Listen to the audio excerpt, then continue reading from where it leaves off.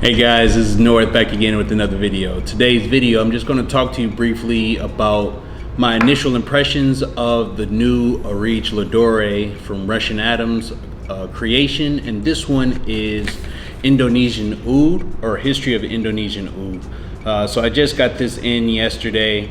I wore it today. I talked about it in my weekly rotation video. But I just wanted to just show you some of the boxing and just talk to you a little bit about the smell, what I get from it. So there was another box on it that had Indonesian Oud, but it was only half the box. I don't know if the other half came with it and it ended up missing in customs or whatnot. But inside that you get this box. So the outer box did have it labeled Indonesian Oud. And inside, the more expensive ones, this was the least expensive of the 4 or 5 of them. So there was History of Kinam Oud, History of Indian Oud, History of Chinese Oud, and History of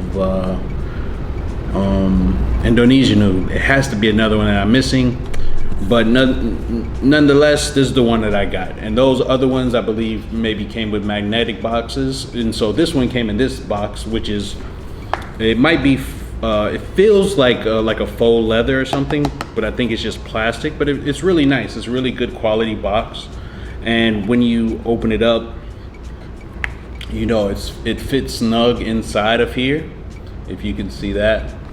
And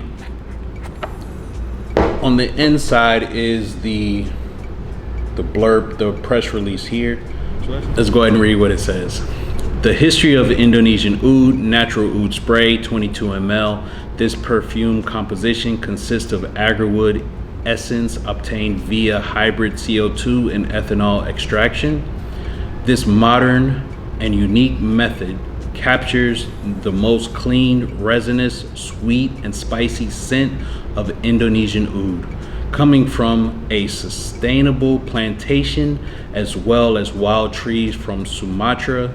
This extract offers an affordable yet layered and complex olfactory journey that is as close to the scent of burning oud wood as possible. Discover the new direction of sustainable, high-quality, natural Indonesian agarwood in spray format. Very good, and that's exactly what you get. Here's the bottle presentation. All of the bottles look like this. The only difference, I believe, is the Kinam Oud one had like a wooden one, which was actually made out of Kinam wood, he said. But these are really nice bottles. 22 ml for me is more than enough for how much, how many I have in my collection, how often I would use this. And this one is perfectly described. It is sweet and spicy. When I first sprayed it, I did get a very tiny bit of a familiar oud smell that I might get from a Hindi oud or something like that. But as it dries down, you get a woody and a sweetness to it, but it smells like, it doesn't smell just like an oud extraction. And that's what I like about it. It smells like a perfume that would contain other notes in it. It does have a resinous type of feel to it. I don't burn enough agarwood to say whether or not this smells like agarwood oil. I mean, not oil, but agarwood burning chips. But it does have a little bit of smokiness to it. So it is perfectly described. I'm glad that he's able to encapsulate that in his press release. And so I'm not familiar with the extraction method. So it contains Indonesian Oud and Sumatra Oud on it. And just like what he says, it's resinous, sweet, and spicy. And that's exactly what it is. From smelling this, it makes me want to try like Indonesian oud oils if I came across one, maybe if I'm traveling and somebody has some, because there's so many places in Southeast Asia that extract oud. As far as like Thailand and Malaysia and Cambodia. That was another one, History of Cambodian Oud, I believe.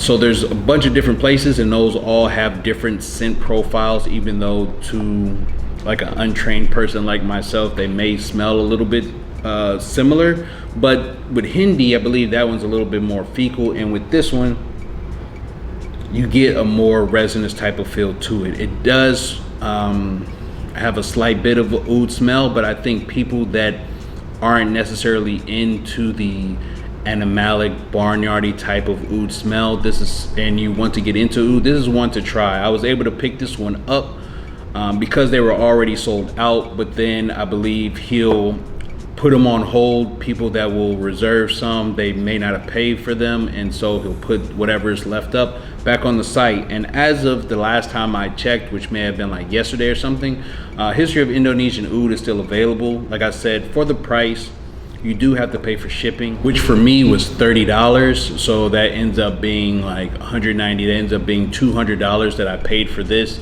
I believe the next price point was $450, and as far as what I get from it, it was worth it. I only own 3 Areej Le Dore fragrances. I have 10 ml of Civet de Nuit. I have Mysore Senza, which out of the 3, that's probably my favorite. I do not like these more than those 2 as far as complete scents, but this one is a good third as far as the 3 that I have. I do like it. I'm glad that I was able to have a chance to check it out. I'm really trying to stay away from blind buying, but when these Russian Adams come out, he tends to make them appealing, and they're limited edition for the most part, and then he'll try something different for the next release. So I think that's pretty cool. Those are my initial thoughts on History of Indonesian Oud. I enjoyed wearing it today. I think it would be much better appreciated in the cooler months. Right now it's already over 100, so I wore it outside in the day in 100-degree weather. But in the fall, in the winter time, that's when this one will really shine. So again, those are my initial thoughts on History of Indonesian Oud. Have you tried History of Indonesian Oud or any of the other ones? I've watched a couple videos of people that were able to pick up, the whole set, which was like a couple grand or something like that. So just let me know in the comments. Please like, comment, and subscribe, and I'll see you on the next one, guys. Peace.